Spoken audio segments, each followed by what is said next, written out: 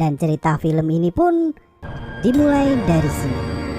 Suatu malam di sebuah rumah makan, terparkir mobil van polisi Turki dengan 5 anggota. Mereka berada di dalam rumah makan dan sedang beristirahat. Sembari menunggu pesanannya datang, mereka pun bertaruh skor pertandingan sepak bola. Sementara pegawai dapur mempersiapkan masakan yang mereka pesan. Sebuah daging yang diberikan oleh seseorang yang ditaruh di dalam ember. Seifi merasa pusing kepala sehingga dia tidak ikut dalam pertaruhan. Topik pembicaraan berganti di mana Apo menanyakan kepada Yavuz tentang seks dengan binatang. Arda sebagai anak baru pun kebingungan. Apo menceritakan tentang temannya yang bercinta dengan ayam dan juga mengatakan kalau beberapa tentara Turki kehilangan perjaka dengan binatang. Yavuz juga menceritakan pengalamannya yang pernah menyewa PSK, tapi ketika hendak bermain, ternyata PSK yang disewa mempunyai penis. Hal itu membuat semua orang tertawa yang mendengarnya. Tapi ketika pelayan datang dan membawa makanan ikut tertawa, Yavuz merasa tidak terima. Karena seorang polisi, Yavuz mencoba menantangnya. Ayah pelayan itu berusaha menenangkannya dan di saat yang bersamaan, Seifi berlari ke kamar mandi dan muntah. Para polisi itu pun pergi begitu saja tanpa membayar. Yavuz kembali menantang pelayan itu. Remzi yang sudah berusaha menghentikan Yavuz akhirnya mencabut pistol milik Yavuz dan menyuruhnya untuk berkelahi sekalian. Pertarungan singkat terjadi dan di saat itu tiba-tiba Seifi berteriak. Mereka segera pergi ke sana tapi Seifi baik-baik saja. Mereka sempat berdebat dan menyuruh Seifi untuk beristirahat di belakang. Tapi karena Seifi bersikeras untuk mengemudi, maka mereka pun melanjutkan perjalanan untuk berpatroli malam hari. Supaya tidak merasa sepi, radio di mobil pun dinyalakan dan mereka semua bernyanyi. Sebuah panggilan bantuan masuk melalui HT milik Apo. Dia mengkonfirmasi dan mengatakan akan segera menuju ke TKP, sebuah wilayah yang bernama Ingak. Sebagai sopir, Seifi tahu mengenai tempat itu. Dia juga pernah mendengar beberapa cerita seram ketika masih kecil. Banyak kuil ada di sana. Mereka semua terus menuju ke tempat itu. Anehnya, Seifi merasa kebingungan. Dia seakan berputar-putar. Padahal dia sangat mengenali jalan itu selama 10 tahun. Sesuatu tiba-tiba melintas di depan mobil. Seorang dengan telanjang bulat. Mereka mengecek keadaan di sekeliling mobil. Tapi tidak ditemukan orang yang berlari dengan keadaan telanjang tersebut. Arda melihat banyak sekali goresan di mobil mereka. Padahal tadinya putih mulus tanpa belang. Yang lebih aneh lagi, banyak sekali kodok berada di pinggir jalan. Akhirnya mereka memutuskan untuk kembali melanjutkan perjalanan. Keadaan menjadi hening. Seifi kembali menabrak seseorang. Tapi kali ini dia tidak dapat mengontrol mobilnya hingga akhirnya jatuh ke sungai. Scene tiba-tiba berganti kembali ke warung mereka makan. Di sana, Apo dan Yavuz sedang menonton televisi. Sedangkan Seifi berada di luar. Arda berbicara dengan Remzi. Ia menceritakan sebuah rahasia. Dulu waktu kecil Arda mempunyai seorang teman yang bernama Koskun. Temannya itu dapat melihat roh ayahnya yang meninggal keluar dari jasadnya. Singkat cerita, selesai pemakaman, Arda mengantar temannya menuju feri dan dia sendiri pulang ke rumah. Dia merasa sangat gelisah dan bisa tidur setelah menarik selimutnya. Dia pun bermimpi banyak orang yang mengelilinginya. Dia sangat takut akan sesuatu. Tiba-tiba tangan Koskun menariknya. Dia pun terbangun yang ternyata mimpi buruknya belum berakhir. Dia mendengar rintihan di kamar ibunya dan ketika dicek suara itu sudah menghilang. Arda kembali mengecek ke ruang tamu. Televisi menyala dan tidak ada siaran. Ketika sampai di lorong, dia melihat Koskun ada di sana. Hal itu membuatnya takut sehingga dia lari menuju kamar ibunya dan mengetuk hingga akhirnya dia terbangun betulan. Ibunya menerima telepon yang berisi kabar kalau Koskun meninggal malam itu. Kejadian Arda ini terjadi seperti prolog di film. Arda mengalami mimpi buruk secara terus-menerus. Remzi juga menceritakan suatu rahasia yang seharusnya dia katakan dari dulu ketika pertama bertemu dengan Arda. Tapi sebelum itu, Remzi menanyakan apakah Arda melihat orang lain selain mereka berdua. Ketika diperhatikan lagi, Arda tidak melihat orang lain, tapi dia melihat sesosok makhluk. Remzi mengatakan kalau bukan hanya dia yang bisa melihat makhluk itu. Air muncul dari tangan Arda dan tiba-tiba tempat itu penuh dengan air.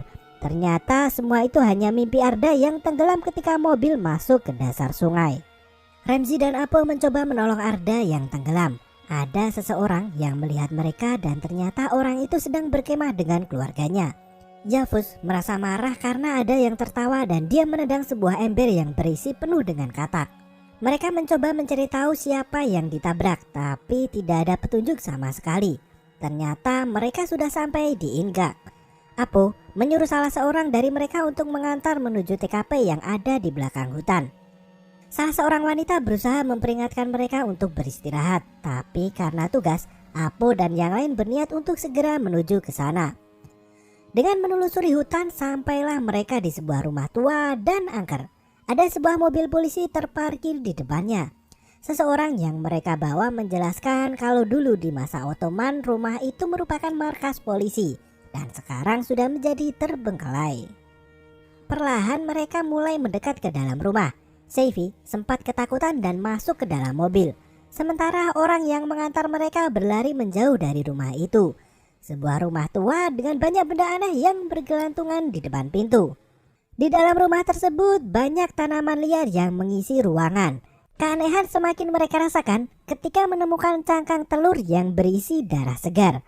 Pencarian dilanjutkan dan mereka menemukan seorang petugas polisi yang membenturkan kepalanya di dinding hingga berdarah. Bahkan ketika ditanya dia tidak bisa menjawab.